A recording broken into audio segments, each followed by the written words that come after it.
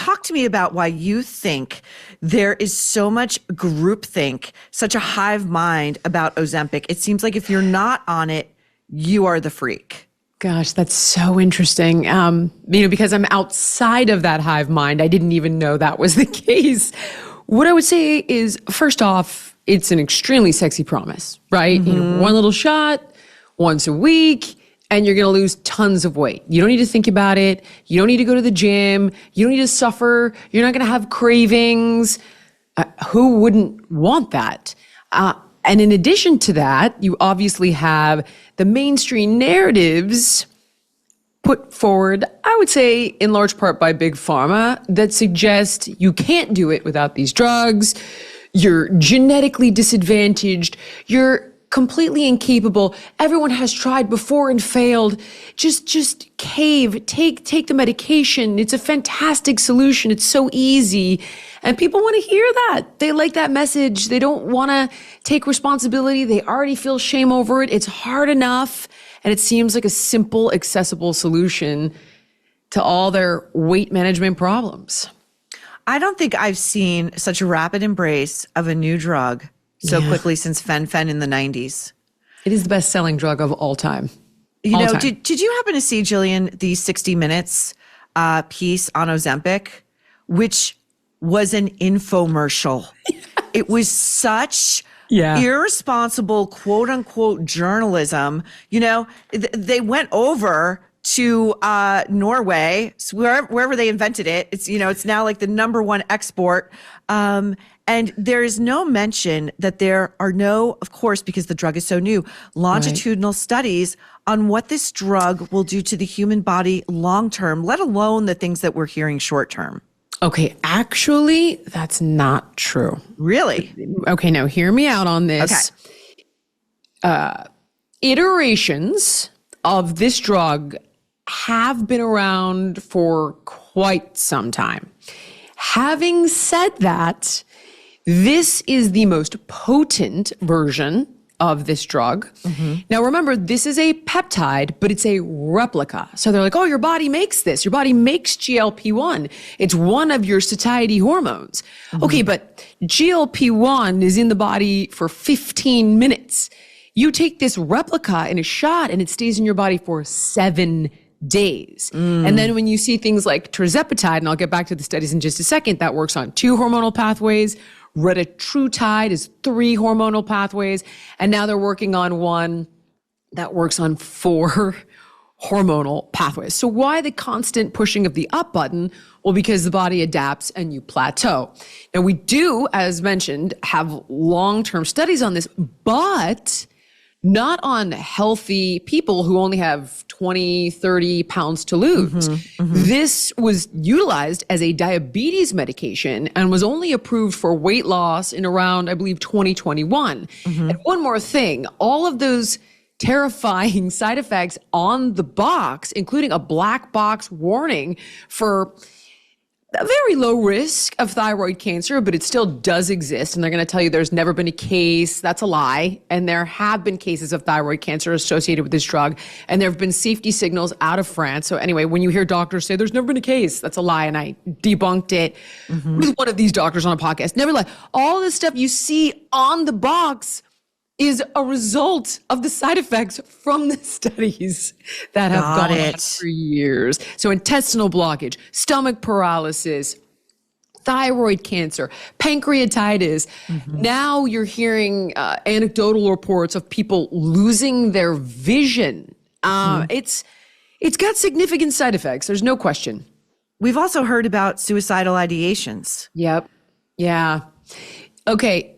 They don't fully understand why this is happening. And I want to be clear that both the FDA and the European Union's version of the FDA were investigating this.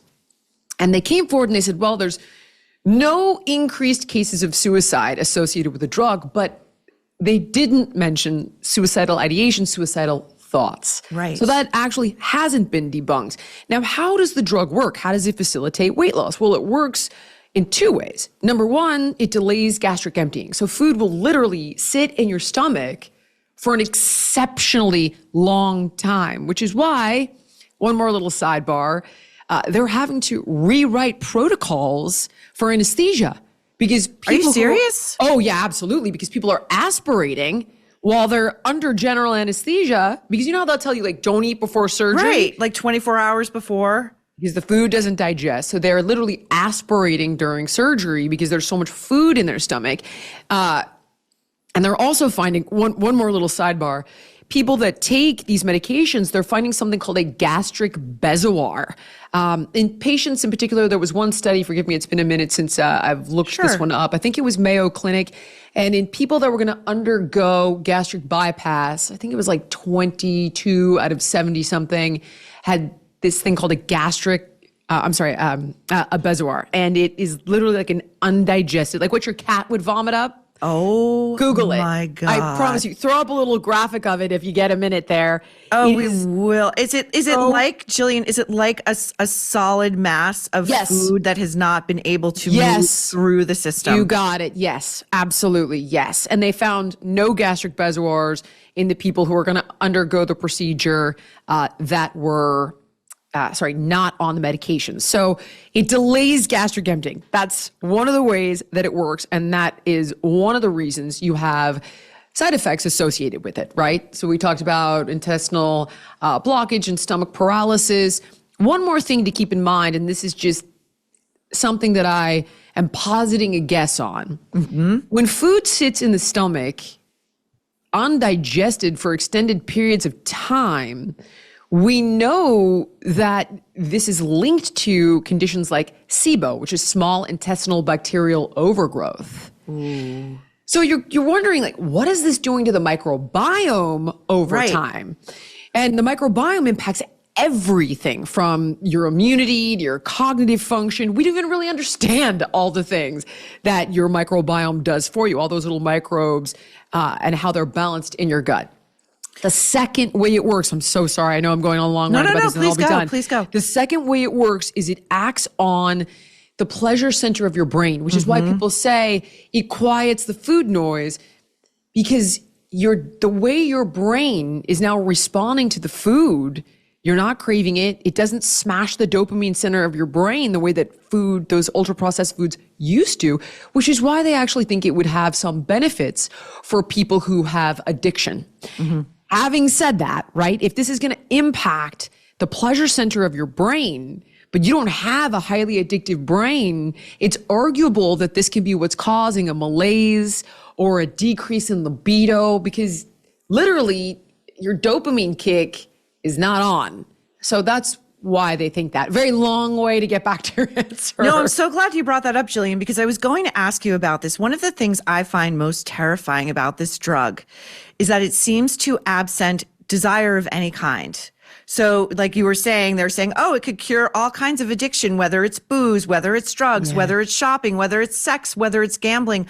I can't imagine that to me is affecting it. It's taking away what it is to be human. I can't imagine going through life without craving anything. You know, it seems sinister. Here's what I would tell you. With all of this stuff, right, whether it's morbid obesity or whether it's severe addiction, there's a cost-benefit analysis. Mm-hmm. So if you're a person who is an out-of-control alcoholic or an out-of-control opioid addict, right, and you cannot get control of your life and you've been in and out of rehab, or if you've been smoking for decades and you've got on, you've gotten off, you can't get off of it. Okay.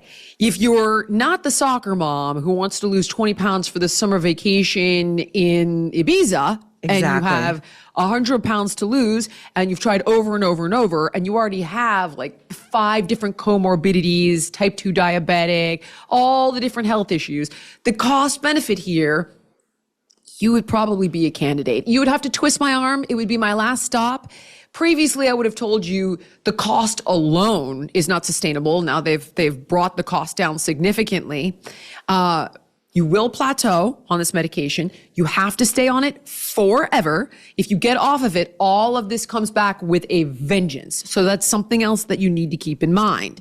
But if you got to the end of the road and you were already on death's door for one of these reasons, then I would say, listen, if you had stage 4 cancer, we would you'd do chemo, right? But no, like you'd put it off at all costs because of the side effects. So it depends on the person and their medical care. Somebody like you and I don't struggle with addiction. It sounds like you don't struggle with addiction either. But there's no question, in my opinion, given all the different experts I've spoken to, there's definitely a predisposition.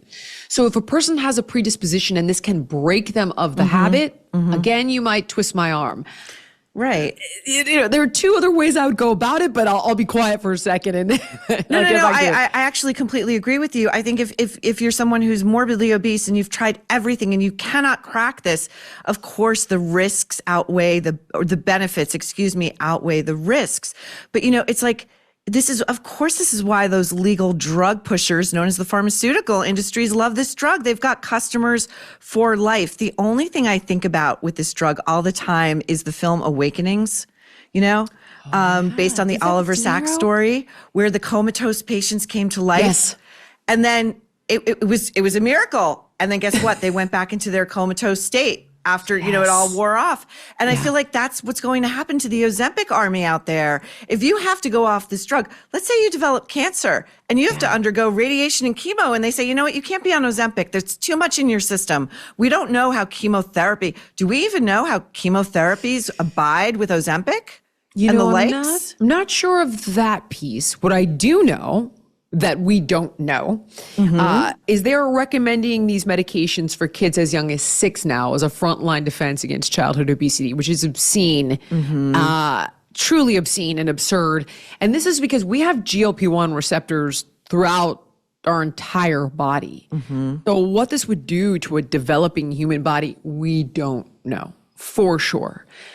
Two other things that I can tell you is that it seems when you're allowed to utilize these drugs in a much smaller dose, when you can microdose them, you will get similar benefits with far less side effects. But in order Really? Oh, yes. But here's the but. In order to do that, these medications have to be compounded. And the FDA is not allowing, even though people are still doing it, they're gonna go after these guys with a vengeance. I know this for a fact. The FDA is blocking compounding pharmacies from making these medications now. When you say compounding, what exactly does that mean? So here's what that means. So you have the drug companies and they make medications, and then there's compounding pharmacies, and some of them have I can't even remember the name of the certification, but if you look it up, like what's the highest level of certification for a compounding pharmacy, and it will tell you. And if you look for that certification in a compounding pharmacy, which I'll explain in a second, they have higher standards than the drug companies do. So a compounding pharmacy is literally a pharmacy that makes all of these things at their pharmacy. So they can make Ozempic. It's not hard. They know how to make the molecule. And then what happens is your doctor can titrate your dose up or down. And this is amazing because you won't experience a shortage. You wouldn't previously have been held hostage to these obscene prices. You would have gotten it for a fraction of the cost, which again, now they've brought it down significantly, so that's less of a concern. But the drug companies don't want compounding pharmacies, like independent pharmacies, making these medications because it costs them money. So they smear compounding pharmacies, and people think like, oh, these are rogue pharmacies. God knows what's in there. But this is absolutely untrue. The reality is that they are held to a higher standard when they have the key certification, which, forgive me, I should have looked up beforehand. No worries. They are held to higher standards, and they are inspected more often than the drug companies. And there was a scandal, and I can't remember if it was Eli Lilly who makes tirzepatide or Novo Nordisk who makes Ozempic, which is semaglutide, where they found like cat hair in the lab, something of that nature, and they had to shut down the lab, which is one of the reasons that there was a backlog on the medication, not just because everybody was taking it. And if you look it up under one of those two pharmacies, you'll find it. They had found like contamination in one of their labs. Yeah. So if the FDA will free up compounding pharmacies to make these medications, you can get similar benefits at a fraction of the dose with far less concern of side effects.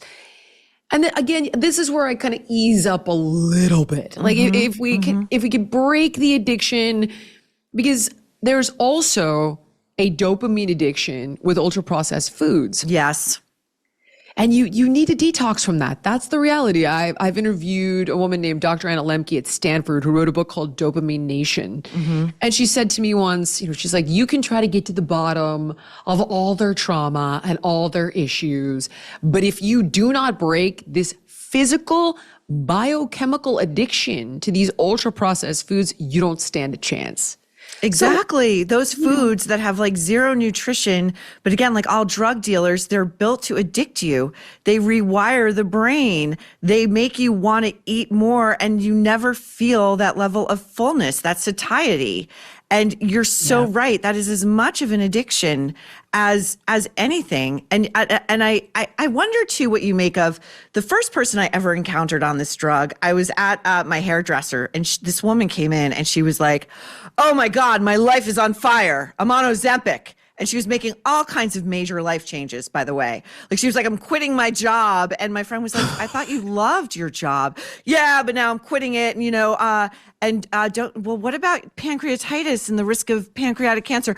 "Oh, I just have to get screened once a month. No problem."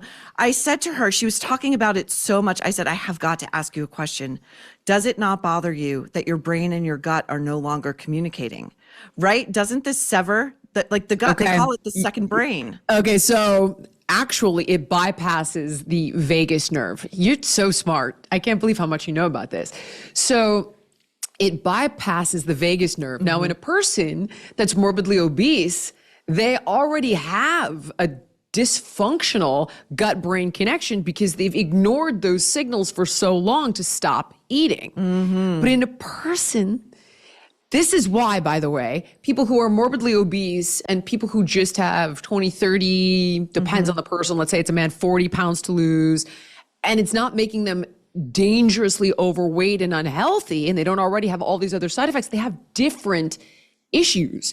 So a person that doesn't have a dysfunctional vagus nerve will in fact get one. Whereas if you're already morbidly obese, you already have a dysfunctional vagus nerve / gut-brain connection. You're spot on. There are so many different things, so many different side effects, so many different tendrils of this medication that people aren't thinking about. And at the end of the day, the doctors are going to show up and they're going to tell you, "Hey, listen, all of these biomarkers improved." And it's a halo effect of weight loss.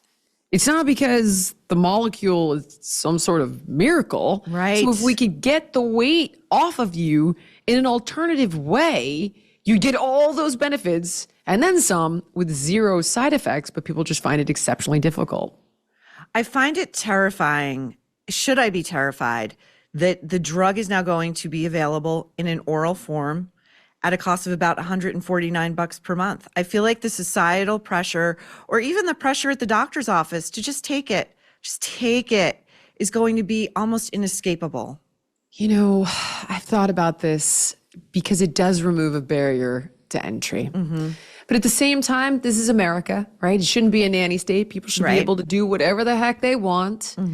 And all we can really do is give them the information and tell them what their choices are and what they're facing. And at that point, they're adults. They make their own decisions. Where there is alarm is this should absolutely not be allowed for kids. And the American Academy of Pediatrics is essentially a subsidiary of Big Pharma. They're unquestionably compromised. That's deeply concerning. But at the end of the day, what are we going to do, right? You can't tell somebody what they can and can't do. You can't create barriers to personal choice. And I also, look, it's not fair that Americans pay 1,400 times the amount, or 1,400% more for this medication than they do in every other part of the world. But it definitely does make it far more accessible in every way, shape, and form. Jillian, I also wanted to ask you a little bit about this stuff as the holidays approach, particularly Thanksgiving, which to me is the one day in which this nation celebrates disordered eating. Everybody starves themselves until 3 p.m. on Thursday, and then they shove everything possible down their gullet, and then they pass out.